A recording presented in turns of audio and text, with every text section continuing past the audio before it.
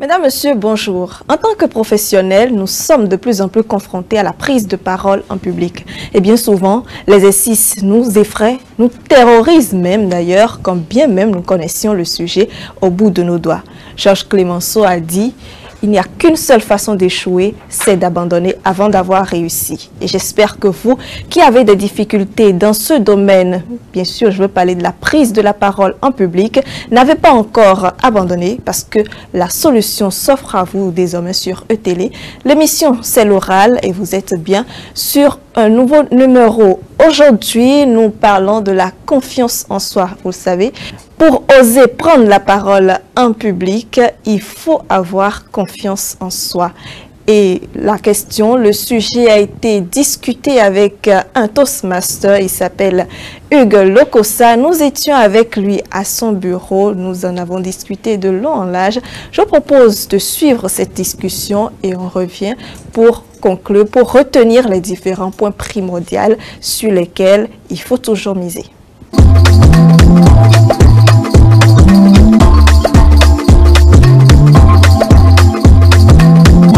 Bonjour DTM. Bonjour Madame Brunel-Adi aussi. Comment est-ce que vous allez? Je vais très bien, et vous-même? Bien, très bien. C'est un plaisir de vous recevoir sur le plateau de l'oral. Alors, confiance en soi, on peut dire que pour pouvoir prendre la parole, il faut quand même une bonne dose de confiance en soi. Alors, quand est-ce qu'on dit d'une personne qu'elle manque de confiance en elle? Alors ça c'est une très bonne question. Alors une personne qui manque de confiance en elle présente deux traits. Oui, soit ce qu'on appelle de la fausse confiance. Et ça se traduit en fait par quelqu'un qui donne l'impression d'avoir trop confiance en lui-même. Il parle trop, il rit trop, il bouge trop. C'est lui qui a toujours le dernier mot.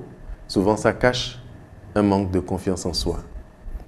Il y a aussi la deuxième forme de manque de confiance en soi qui, elle, est plutôt une certaine vision de soi-même, une vision inférieure à celle qu'on devrait être. Par exemple? Quelqu'un qui, par exemple, se retrouve devant un bâtiment de très grande taille, il va à un entretien d'embauche à Ecobank Bénin, et juste à cause de la beauté du bâtiment, il se demande s'il est qualifié pour ce poste, alors qu'en ce moment, il n'est même pas encore entré dans le bâtiment. Est-ce que quelqu'un qui est réservé manque de confiance en lui? Non, pas forcément. Quelqu'un peut être très réservé de nature et pourtant avoir la capacité à affronter toutes les situations. D'accord. D'ailleurs, dans certaines circonstances, être réservé, c'est très important pour des postes de responsabilité ou pour des grands projets. Parce que par nature, ce sont des personnes qui sont calmes et pondérées, ou tout au moins qui ont passé le clair de leur temps à cultiver ce côté-là, calme et pondéré. Et en quoi est-ce que la confiance en soi influence notre manière de communiquer? Celui qui a une trop forte estime de lui-même prépare souvent mal ses communications. D'accord. Et ça arrive souvent justement à ceux qui ont toujours été premiers en classe, au primaire, au secondaire ou à l'université. Ils résument souvent leur prise de parole au contenu, mais pas au contenant. Alors que bien communiquer, c'est les deux. Savoir ce qu'on va dire et aussi comment on va le dire. Donc celui qui a une très forte estime de lui-même a une certaine tendance à ne pas bien préparer la façon dont il va parler, mais à juste se concentrer sur ce qu'il va dire. Et généralement, le résultat, il est le même. Lorsqu'il passe son message, les gens ne suivent pas très bien parce qu'il n'a pas travaillé la façon dont il doit présenter son message. Pareil pour la personne qui n'a pas une bonne confiance en lui-même parce que celui-là, généralement, il ne se prépare pas assez parce que déjà à la base, il part perdant. Et donc, le conseil que nous on donne souvent, c'est de se préparer, de vraiment se préparer et de gonfler justement cette estime au bon niveau afin de pouvoir avoir un bon résultat. Tantôt, vous parliez de préparation pour avoir confiance en soi. On va y aller de manière point par point, cette fois-ci, pour dire aux amis téléspectateurs comment est-ce qu'ils doivent faire pour gagner de la confiance en eux. Ok. Alors, pour gagner de la confiance en soi, je vais donner ma méthode puisque c'est la seule que je connais. Elle est en 3 étapes. Une fois qu'elle marche, bon. C'est ça. Donc, la première étape, en fait, c'est faire quelque chose qu'on aime. En fait, nous avons tous 24 heures. Et donc, c'est de notre responsabilité de faire en sorte que ces 24 heures-là, on les passe dans la meilleure des humeurs possibles. Il y a un auteur qui s'appelle Stephen Covey, c'est un auteur américain, qui, dans un de ses livres, a parlé de quelque chose qu'on appelle la proactivité. Il dit que c'est à nous et à nous seuls que revient la façon dont nous devons réagir par rapport aux situations. Ne mangez pas quelque chose que vous n'aimez pas. Ne mangez pas quelque chose qui va vous rendre la digestion compliquée. Vraiment, faites ce que vous aimez. La deuxième chose, il s'agit des personnes que vous fréquentez. Vous devez faire attention à choisir des personnes qui vous permettent d'avancer. Et là, on propose d'avoir 3 types d'amis. Vous devez avoir un ami qu'on appelle le mentor. Et ça doit être quelqu'un qui est aujourd'hui ce que vous souhaitez devenir demain. Barack Obama. Bien sûr, c'est Barack un grand Obama. orateur. Alors, Barack Obama, vous n'aurez peut-être pas la chance de le rencontrer un jour, mais vous pouvez le rencontrer à travers les livres qu'il a écrits. Donc, avoir un mentor ne veut pas forcément dire savoir où il habite, avoir son numéro de téléphone, mais vous devez avoir un objectif. Quelqu'un qui est déjà arrivé là où vous êtes. Et vous faites comme lui. Ça, c'est la première chose. Le deuxième type d'amis qu'il vous faut, c'est ce qu'on appelle un compétiteur. C'est quelqu'un qui est à peu près au même niveau que vous et à qui vous pouvez vous mesurer dans votre quotidien. Même si vous ne vous rencontrez pas, si vous entendez que lui, il a fait un pas en avant, exactement, vous savez que vous êtes en retard et que vous devez faire pareil. Et troisième type d'amis, c'est ce qu'on appelle un mentoré. Donc, de la même manière que vous prenez du temps pour apprendre de quelqu'un, vous ne pouvez pas retenir si vous ne partagez pas. La connaissance, c'est la seule chose qui se multiplie, dont la richesse augmente au fur et à mesure qu'on la partage. Donc, vous ne pouvez pas vous enrichir si vous ne trouvez pas un mentor, quelqu'un que vous allez accompagner.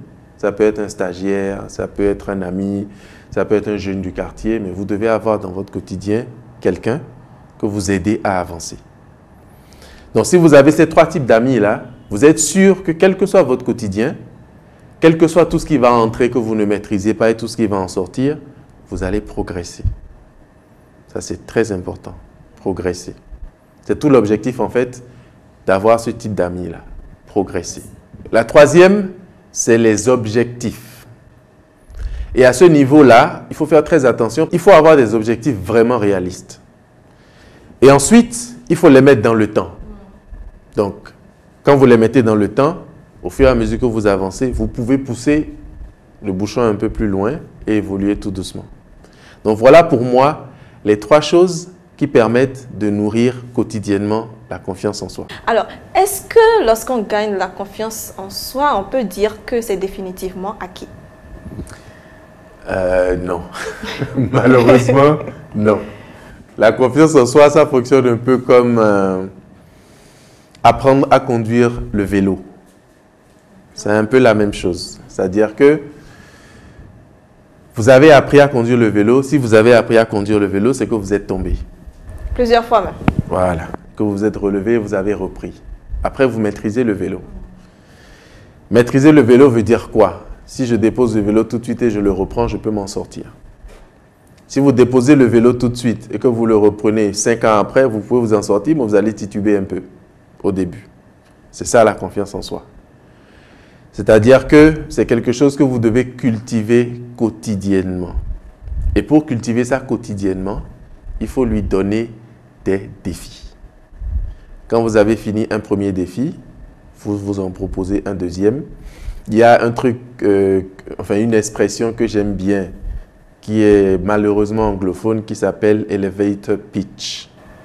Ce qui veut dire? Et en fait, c'est un concept. On dit, imaginez que vous allez en mission à l'étranger et que vous vous retrouvez dans le même ascenseur par hasard avec l'homme le plus riche du monde.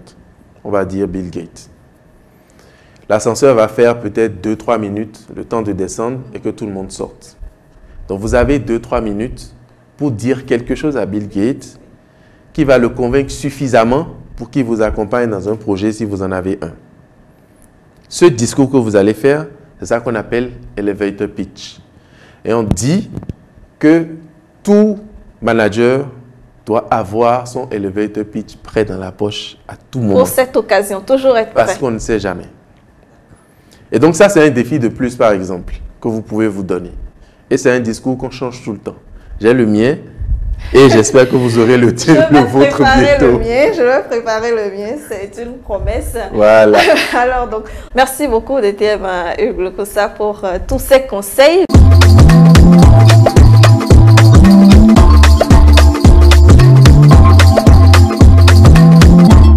J'espère que vous avez aimé, que vous avez suivi tous les conseils donnés par le DTM Hugues Lokossa. Pour ma part, je retiens 3 points. Pour avoir confiance en soi, il faut d'abord faire tout ce que nous aimons dans la journée. Nous n'avons que 24 heures par jour et il faut être heureux tous les jours de sa vie. Deuxième point, avoir de bons amis. Au niveau des bons amis, il vous faut un mentor, un compétiteur et un mentoré. Le mentor, c'est celui qui vous aide à poursuivre vos objectifs. Le compétiteur, c'est celui qui vous aide à vous dépasser, celui avec lequel vous allez vous comparer. Et le mentoré, celui que vous-même vous coachez pour son évolution. Parce que c'est en partageant qu'on garde le plus possible. Et c'est en partageant qu'on apprend également. En troisième point, pour finir, il vous faut des objectifs SMART. Voilà, ce sera tout pour ce numéro sur la confiance en soi. Nous étions donc avec le DTM Hugues Lokossa. Merci de nous avoir reçus chez vous. À la prochaine.